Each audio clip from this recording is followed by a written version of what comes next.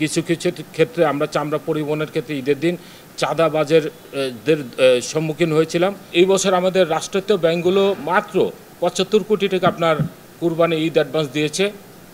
আমাদের ২৭০ কোটি টাকা আপনার যদিও রিশিডিউল করে দিয়েছে, কিন্তু সার্বিকভাবে ট্যানারি মালিকরা আপনার এখানে ৭৫ কোটি টাকা আপনার টাকা পেয়েছে, যার কারণে এই অপ্রতুল টাকার কারণে আমরা কিন্তু বাজারে সরাসরি হস্তক্ষেপ করতে পারি না। আজকে আমরা ঢাকার চামড়া সরাসরি ক্রয় করার কারণে কিন্তু যারা মাদ্রাসা, এতিমখানা এবং ভোক্তা তারা কিন্তু আপনার একটা সঠিক মূল্য আপনার পেয়েছে। আমরা যদি এটা সারা বাংলাদেশে প্রয়োগ করতে চাই তাহলে এখানে আমাদের রিফাইন্যান্সের দরকার।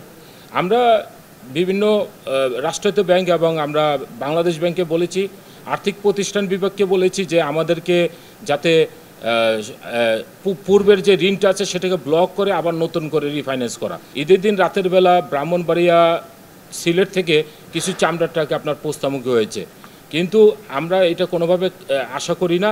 কারণ আমরা মনে করি যে যদি এই চামড়াটা সঠিকভাবে আপনার ৮ থেকে ১০ ঘন্টার ভিতরে আপনার লবণ দিয়ে রাখা হয় তাহলে কিন্তু আপনার এটার সঠিক মূল্যটা পাবে। আশা করা যায় যে সকলের সমন্বিত প্রচেষ্টা অব্যাহত থাকলে ভবিষ্যৎ চামড়া সংগ্রহ, সংরক্ষণ, বিপণন, পরিবহনের শৃঙ্খলা আসবে এবং চামড়ার গুণগত মান অক্ষুণ্ণ রাখা হবে। তো আমরা দেখছি যে ইতিমধ্যে আমাদের ৭০% ট্যানারি কিন্তু ক্লাসিফাইড হয়ে গেছে, যার প্রেক্ষিতে আপনার এই যে আমরা যে বাজার ব্যবস্থাপনা সহ যে অন্যান্য কাজগুলো সেগুলো আমরা করতে পারছি না। আজকে আমাদের টেকনিক্যাল নো-হাউর অভাব আছে। এখানে আমি গত মাসে আমি চায়নাতে গিয়েছিলাম। চায়নায় যে ব্যাপক বিপ্লব ঘটেছে চামড়া শিল্পে, আমাদের চামড়া নিয়ে তারা কিন্তু সেই চামড়া ৭০ সেন্টে ক্রয় করে $2, $2.5 পর্যন্ত তারা বিক্রি করছে। অথচ দুর্ভাগ্যজনক বিষয়, আমরা কিন্তু ভ্যালু এডিশন পাচ্ছি না। আজকে তৃতীয় একটি দেশ, কয়েকটি দেশ আপনার এটা কিন্তু এই মুনাফাটা নিচ্ছে।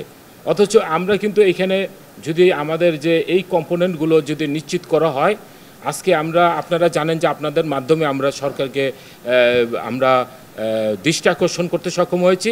মাননীয় প্রধানমন্ত্রী গত বছর চামড়া লেদার ডেভেলপমেন্ট অথরিটি নামে একটা অথরিটি আপনার ঘোষণা করা হয়েছে, সেটা আইন মন্ত্রণালয়ে ভ্যাটিংয়ে আছে। এটা অচিরে এটা আলোর মুখ দেখবে। যদি এই প্ল্যাটফর্ম তৈরি করা হয় তাহলে আমি মনে করি যে আমাদের যে চামড়া শিল্পের যে নানাবিধ সমস্যা, সেই সমস্যাগুলো আপনার চিহ্নিত করে সমাধান করা সহজ হবে। কিছু কিছু ক্ষেত্রে আমরা চামড়া পরিবহনের ক্ষেত্রে ঈদের দিন চাঁদাবাজের সম্মুখীন হয়েছিলাম। ওয়ালটন ফ্রিজ কিনে অনেকের মতো আপনিও হয়ে যেতে পারেন মিলেনিয়াল, সেরা পণ্যের সেরা অফার। সেইখানে কিন্তু প্রশাসন তাদেরকে গ্রেপ্তার করেছে এবং যাতে কোনোভাবে পরিবহন চামড়া নেওয়ার ক্ষেত্রে যাতে কোনো চাঁদাবাজির সম্মুখীন না হয় সেই ব্যাপারে আপনার প্রয়োজনীয় ব্যবস্থা গ্রহণ করেছে।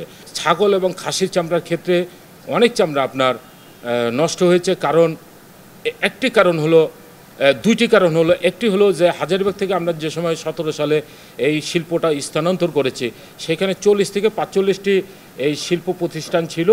এই খাসি এবং ছাগলের যারা এটা প্ল্যান্ট ছিল তারা এটা প্রসেস করতো, তাদেরকে আমরা নিয়ে যেতে পারিনি। সেখানে 5 থেকে 6টি আপনার শিল্প প্রতিষ্ঠান এবং ক্ষুদ্র 20 থেকে 30টি প্রতিষ্ঠান আপনার জবওয়ার্কের ভিত্তিতে আপনার এইগুলো ম্যানেজমেন্ট করছে, যেটা আসলে এই লক্ষ লক্ষ চামড়ার ক্ষেত্রে খুবই অপ্রতুল।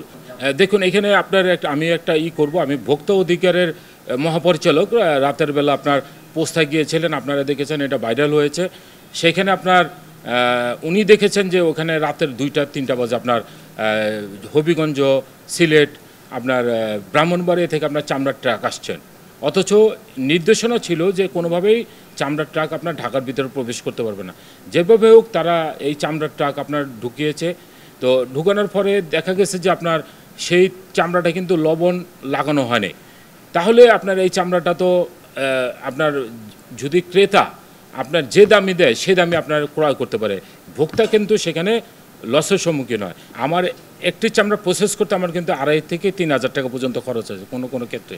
সেটা আমার রাসায়নিক নির্ভর আপনার শিল্প, যেহেতু আমি ট্যাক্স দিয়ে, ভ্যাট দিয়ে আমি এটা উৎপাদন আমি করছি, এই ক্ষেত্রে আমার উৎপাদন ব্যয় বাড়ছে এবং পাশাপাশি আমার যে ব্যাকওয়ার্ড লিঙ্কেজ এখানে আপনার প্রতিষ্ঠিত হয়নি।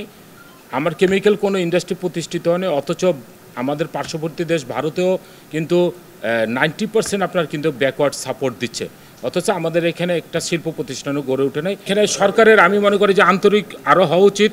আপনার বিভিন্ন সেক্টরে সরকার বিনিয়োগ করে থাকে, আমাদের এই ক্ষেত্রে সরকারের অন্ততপক্ষে 500 থেকে 600 কোটি টাকা বিনিয়োগ করে আপনার যাতে এই সিটিপি সহ সলিড ওয়েস্ট ব্যবস্থাপনা আপনার যাতে করা হয়, সেই ব্যাপারে যদি আপনার না পদক্ষেপ গ্রহণ করা হয়, তাহলে আমরা জানি না কবে আমরা কমপ্লাইন্ট হতে পারবো।